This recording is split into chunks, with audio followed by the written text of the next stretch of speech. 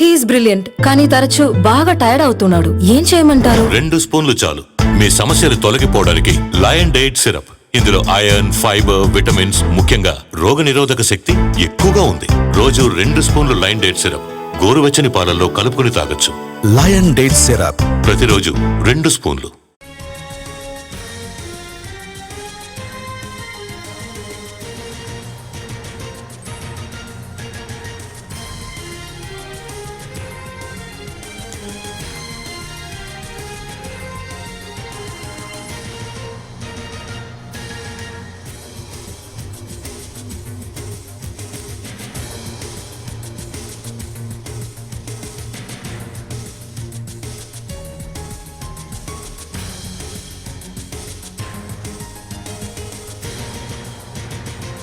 మంత్రుల పనితీరుపై దృష్టి పెట్టారు ఏపీ సీఎం చంద్రబాబు.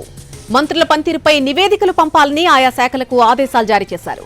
గతేడాది జూలై నుంచి డిసెంబర్ వరకు మంత్రుల పనితీరుపై పర్ఫార్మెన్స్ రిపోర్ట్స్ పంపించాలని ఆదేశించారు. మంత్రులు పాల్గొన్నటువంటి అధికారిక కార్యక్రమాలు, శాఖాపరంగా అమల్లోకి తెచ్చిన సంస్కరణలు, నిర్ణయాల అమలుపై నివేదిక ఇవ్వాలని ఆయా శాఖల్ని ఆదేశించింది ఏపీ ప్రభుత్వం. అలాగే పరిశీలనలో ఉన్నటువంటి ప్రతిపాదనలు, ప్రజలతో సత్సంబంధాలపై కూడా ప్రత్యేక నివేదికలు ఇవ్వాలని కోరింది. 6 ఫార్మాట్లలో మంత్రుల నుంచి నివేదిక కోరింది ప్రభుత్వం. 1 కన్నా ఎక్కువ శాఖలు మంత్రి పర్యవేక్షిస్తే విడివిడిగా నివేదికలు పంపాలని తెలిపింది. మంత్రుల పనితీరుకు సంబంధించి ప్రత్యేకమైనటువంటి దృష్టి పెట్టారు ఏపీ సీఎం చంద్రబాబు. మంత్రుల పనితీరుపై నివేదికలు పంపాలని ఆయా శాఖలకు ఇప్పటికే ఆదేశాలు జారీ చేశారు.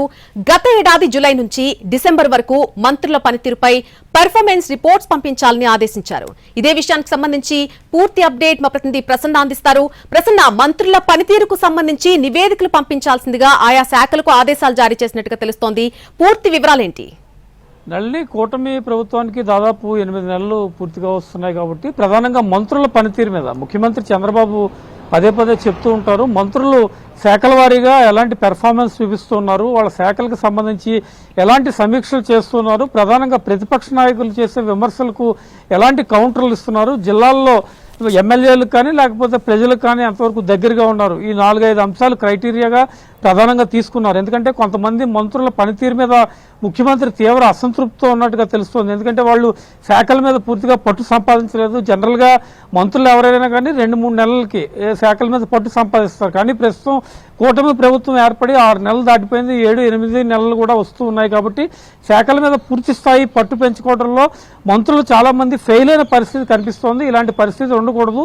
శాఖల వారీగా పట్టు సంపాదించుకుంటే కనుక రాబోయే రోజుల్లో ఎలాంటి రివ్యూ చేయడంలో కానీ లేకపోతే ఎలాంటి విమర్శలు చేసినా కానీ ఎదుర్కొనే పరిస్థితి ఉంటుందని ఒక ఇండికేషన్ ప్రధానంగా ఇచ్చారు. మొన్న జూలై నుంచి, అంటే కూటమి ప్రభుత్వం జూన్లో ఏర్పడింది, జూలై నుంచి మొన్న డిసెంబర్ ఎండింగ్ వరకు, అంటే ఇంకా జనవరి నెలని తీసుకోలేదు, జూలై నుంచి డిసెంబర్ వరకు క్రైటీరియా ఏంటి, ఈ 6 నెలల క్రైటీరియాలో మంత్రుల పనితీరు ఏ రకంగా ఉంది, ఒక శాఖ కన్నా ఎక్కువ శాఖలు డీల్ చేసేవాళ్ళు ప్రధానంగా ఇప్పుడు గ్రామీణాభివృద్ధి, పంచాయతీరాజ్ శాఖ డిప్యూటీ సీఎం ఉన్నారు. అదే కొంతమంది దగ్గర 1 కన్నా ఎక్కువ శాఖలు సెరప్కు సంబంధించి కానీ ఇతరత్ర శాఖలు కొంతమంది దగ్గర ఉన్నాయి.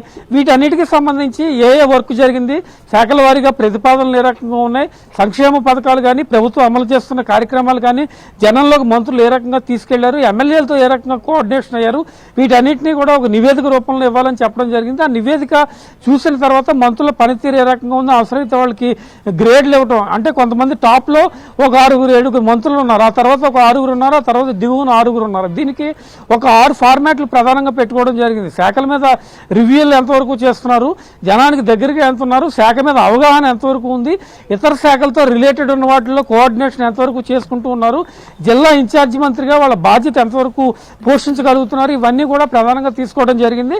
వీటి ఆధారంగా నివేదికలు వచ్చిన తర్వాత మరి ముఖ్యమంత్రి చంద్రబాబు ఎలాంటి నిర్ణయం తీసుకుంటారు, మంత్రులకి నెక్స్ట్ క్యాబినెట్ లో ఏం చెప్పదలుచుకుంటారు అనేది మనం చూడాల్సి ఉంది. Right Prasanna, thanks for the live update. Irregular periods and unbearable pain, ఏం చేయమంటారు? 2 స్పూన్లు చాలు మీ సమస్యలు తొలగిపోవడానికి. Lion diet syrup.